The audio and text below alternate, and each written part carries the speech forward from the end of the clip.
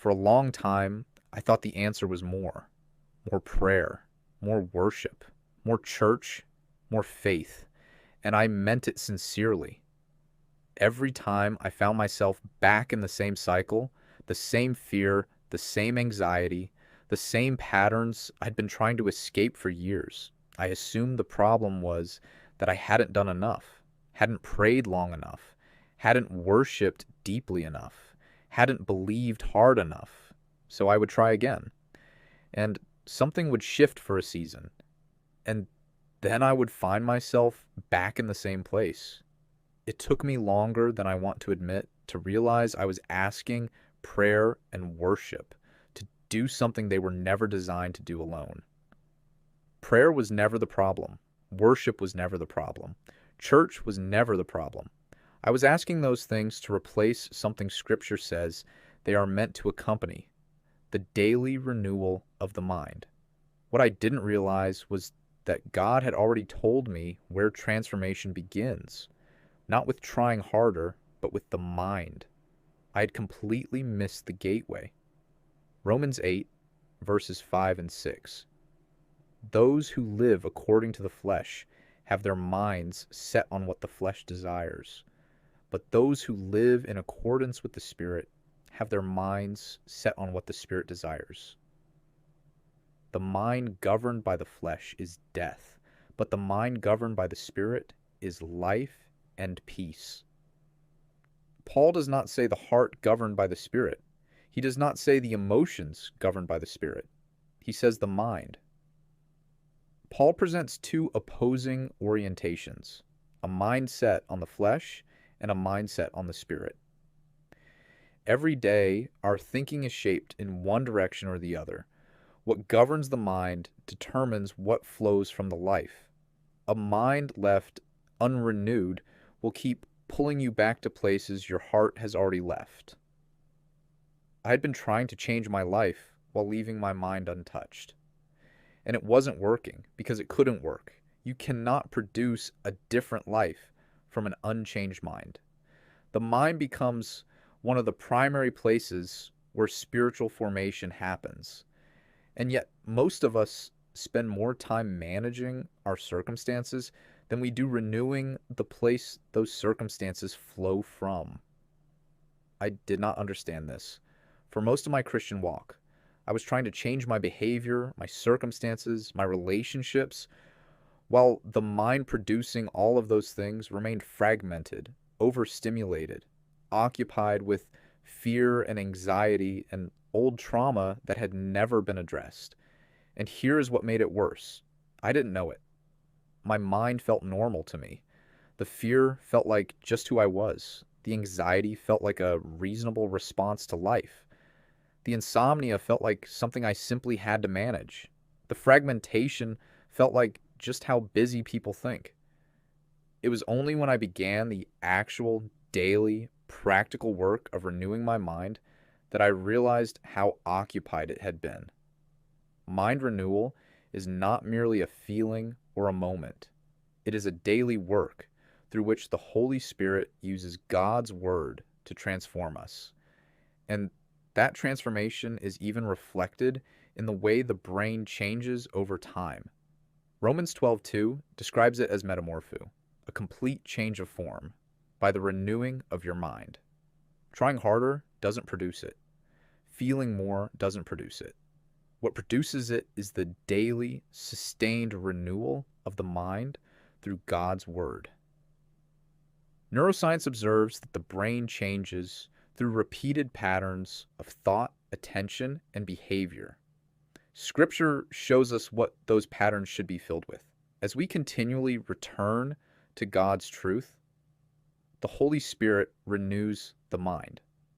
And when I finally began to treat mind renewal as the practical, daily work that it actually is, things began to change that I had stopped believing could change. As my mind was renewed, I found that addictions began losing their grip. Fear slowly loosened. Anxiety no longer defined every day. Not because I fought harder, but because the patterns of thinking that had sustained those struggles were gradually being renewed through God's word. I noticed that the thoughts which used to greet me before my feet even touched the floor were no longer arriving. First, Scripture was, and then, one night, I realized I had slept through the night. No replaying, no waking up already anxious. I lay there in the quiet thinking, when did this change? The answer was slowly, daily, through consistent return to God's Word until it moved from the page into the mind and began doing what only it can do. When one of the most difficult seasons of my life arrived, I will not go into the details. What I noticed was that my mind did not break the way it would have before. I went to God for direction. I had room to hear Him. The mind that had been renewed had space for His voice in a way the fragmented, fear-occupied mind never did. That was the moment I understood what Paul meant in 1 Corinthians 2:16. We have the mind of Christ. Paul is describing something available to every believer through the Holy Spirit, a present reality as our minds are continually yielded to God and shaped by His Word. Transformation rarely happens all at once. It happens one faithful return to God's Word at a time. Romans 8 tells us who governs the renewed mind. Romans 12 shows us what that renewal looks like in daily life. Before renewal, my mind was overstimulated, distracted, fragmented, occupied by fear and anxiety and trauma that had never been brought to the Word. After renewal, the way I thought changed, the way I parented changed, the way I took vision from idea to reality changed. I created room for meditation in the Word in a way I never had before, because a cluttered mind cannot meditate. A mind occupied with fear cannot sit still long enough to receive. And I began to understand something about value that I had never seen clearly before. My money is not my most valuable asset. My network is not my most valuable asset. My gifting is not my most valuable asset. My mind is.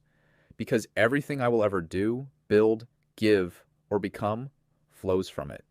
A renewed mind, yielded to God and shaped by His Word, will outlast and outproduce anything built from a fragmented, fear-governed one. This has been the most fruitful journey of my life, not the easiest, the most fruitful. If you've been waiting for a structured path, the verses already chosen, the prompts already written, the daily rhythm already laid out, I built it for the person I used to be. And if you see yourself in this story, I think it may help you too. The Unshaken workbook is 66 days of scripture, reflection, and intentional return to God's Word. 3 phases: diagnose, renew, root. From naming what the mind is actually doing, to daily engagement with scripture, to the new patterns becoming the default. The link is in the description. Instant digital download. Complete it on screen or print it and write by hand. The practice is what matters. Tomorrow morning, before your phone, before the news, before the fear finds you, open God's Word, write one verse, meditate on it until it moves from the page into you. Come back the next day and let the Holy Spirit do what He has always promised. Renew your mind. The mind governed by the Spirit is life and peace. Romans 8:6.